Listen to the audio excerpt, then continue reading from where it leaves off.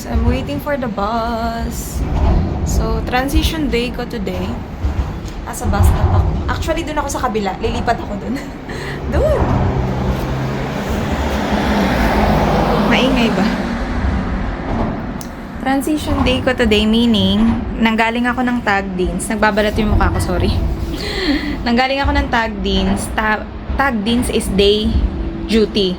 Mamaya, night duty na ako. So, ayan na yung bus ko. Punta na ako.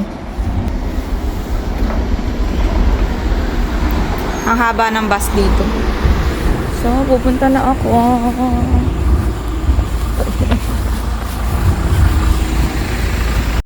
So, ayan, kapag ka-transition day ko, lagi ako nagpupunta sa town kasi naglalaba ako ng mga damit ko or, tapos naglilibot na din ako sa town para nakakalabas naman ako kasi pagka laging nandiyan lang sa apartment namin is nakakabagot talaga. So, ayan yung mall nila.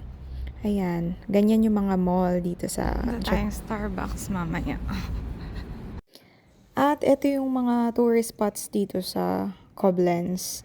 And mas alive yan later pagka pahapon na. During this time, mga 10:30 a.m. pa lang yan yata or 11 a.m. I'm not sure kung ano oras ako. Basta magla-lunch pa lang nung umalis ako sa apartment namin. So, pagka sa hapon, ayan nga, madaming kumakain dyan, madaming nagiinuman. So, marami ka ding makikitang, maraming tao. Lalong-lalo na pagka summer. Spring pa lang kasi, so, medyo malamig pa. Actually, malamig nga. So, naka-jacket pa ako dyan ng, medyo makapal kasi malamig pa yan. Pero sa bandang hapon, ayun, medyo mainit na. So, ganyan ang itsura ng Germany. Tignan nyo, walang katao-tao. And yung mga puno papa-bloom pa lang kasi spring pa nga lang. So, nagbubunga pa lang yung mga leaves nila. Yung iba dyan, mga wala pang mga dahon. So, hindi pa maganda. At mas magandang bumalik dito pagka summer na talaga kasi madaming bulaklak, tsaka yung puno ang gaganda kasi punong-puno sila ng dahon. And ito yung pinakauna kong vlog. Ito ang sinabi ko na yung Deutsches Eck dito sa Koblenz, yung may pinakamahabang river. At ito na yon, yan na yung along the river and then maglalakad tayo papunta dun sa Deutsches Eck. Ayan. 'Di ba? Oh. Ayan ang kapaligiran dito sa river area at ayan, may mga nagja-jogging na. So, ayun sa taas na yun, hindi ako sure kung castle yon pero doon, may cable car doon sa taas papunta doon. At ayan tingnan nyo naman, nag-uumpisa ng sumibol yung mga bulaklak. Ang ganda na. So, mas maganda pa yan kapag summer na talaga dito. Mas napakadaming taong naglalakad din dyan. So, ayan, may mga stones dyan na dedicated sa president, minister president ng Rhineland-Pfalz. Ito pala, probinsya ng Rhineland-Pfalz. Etong Koblenz is state. Kung sa US may mga state doon, dito din sa Germany may mga state din siya. At mamaya babasahin ko yung state doon sa Deutsches Eck kasi meron doon mga dedicated na names for the states doon. Mamaya ipapakita ko sa inyo. So, ayan, at may mga iba't ibang flags din dyan na nakatayo. So, yun. Yun yung sinabi ko sa inyong statue dati. And, ayan, yan ang itsura ng Deutsches Eck. And, pagka Oktoberfest, merong mga stall dyan, mga tindahan, at mga beer area, sinaselebrate nila Oktoberfest. At pwede sila ditong mag-inuman. Nagiinuman sila dyan. Actually, nagpunta kami last time, nung 2023. Yung kakadating ko dito, and then kasama ko yung mga workmates ko, yung mga kasabayan kong lumipad papunta ng Germany. And then, libot talaga kami ng libot. And then, first time namin nagpunta dito nung 2003. And then, twice pa lang akong bumalik dito, pangatlong balik ko pa lang ngayong araw na to, dito sa Deutsches Eck. Pangatlong pasyal ko pa lang dito. Lagi ang duty ko dito sa Koblenz kasi nandito yung pasyente ko. Pero hindi ko laging pinupuntahan dito.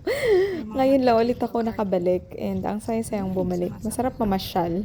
So, today kasi tinamad ako maglaba. So, sabi ko hindi ako maglalaba today.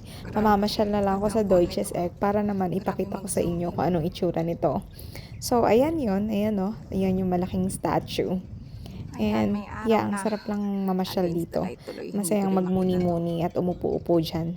Okay lang na maupo, wala silang pakialam. So, kumain ka lang dyan. Kung may dala kang pagkain or minum ka lang, okay lang yan.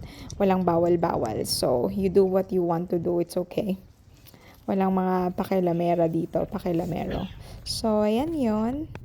And, ayun nga, sabi ko sa inyo, meron dong mga cable car na sakayan and hindi ako sure kung magkano na siya ngayon. Dati parang mga nasa 20 euro. Siguro tumaas lang ng konti. Baka nasa 23 na or 26, hindi ko na check. And ayan na nga yung sinasabi ko sa inyo, may mga states yan, name ng states. May mga states to. Ito, Hessen. Ano to? Nordrhein, Westfalen. And this one, Bremen. What's next? Schleswig, Holstein. Rhineland-Pfalz. Ano to? Niedersachsen. Berlin. Hamburg. Bayern. And Baden-Württemberg. Yep. And ito yun. See? Nakatalikod kasi siya. Against the light kasi kapag nandoon ako sa baba. So, akyat din tayo dyan. Akyat tayo dyan sa taas.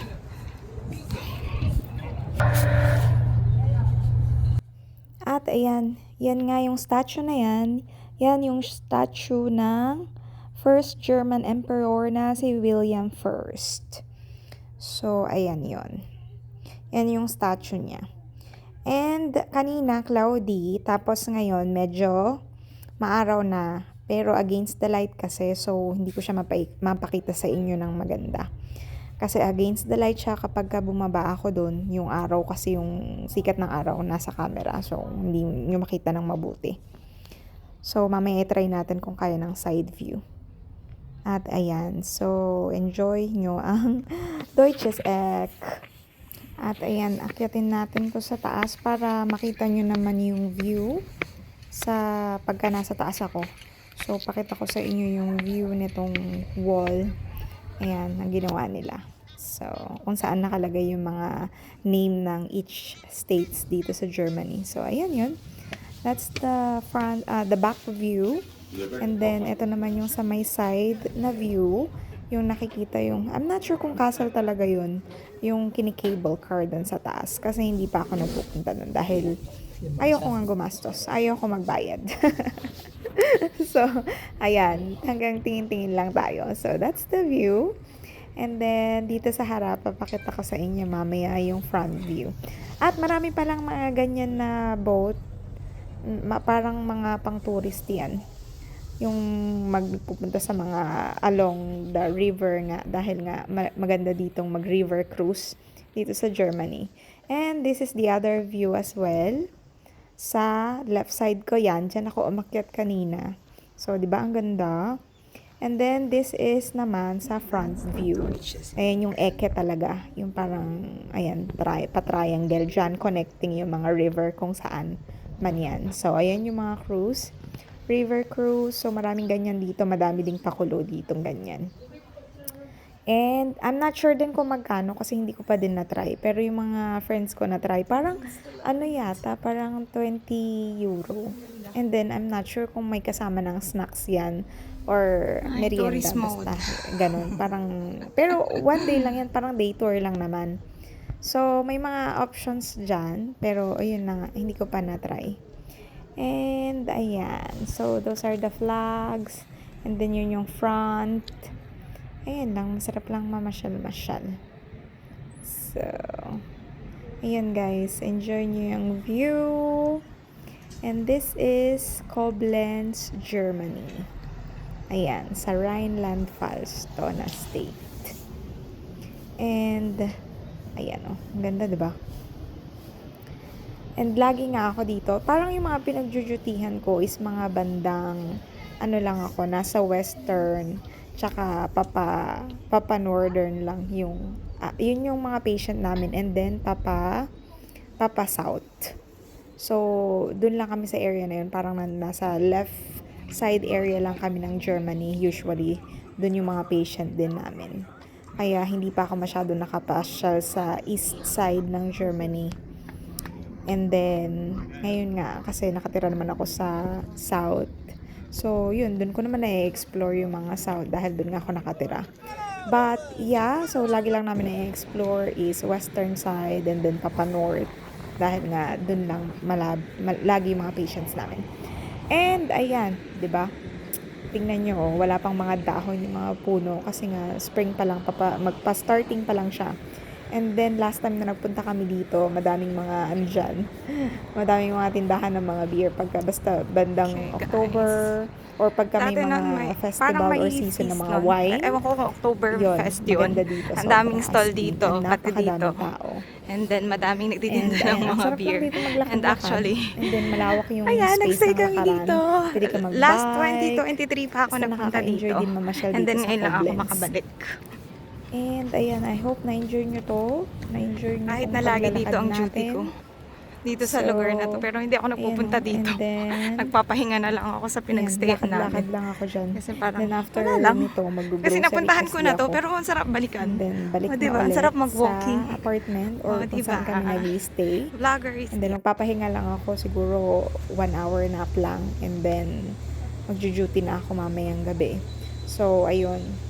O, diba? Yun, no? Ganda ng mga bulaklak. Talagang papaano na sila. Papatubo na sila. So, ito, cable car yan. Yan na yung area na yun. Ayan. So, lakad-lakad lang muna. And then, babalik na din ako later sa pinagstayan namin.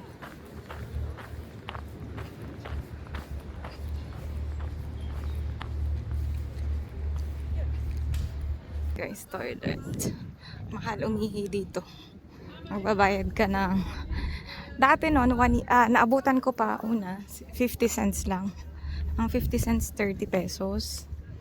And then, naging 1 euro na siya, 60 pesos.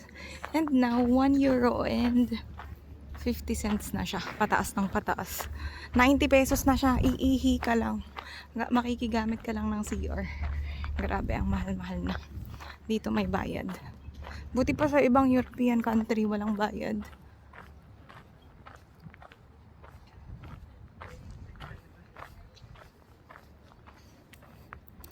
I don't know if that's a castle there, kung saan nagpupunta yung mga cable car. But yeah, hindi pa ako nagpunta kasi dun.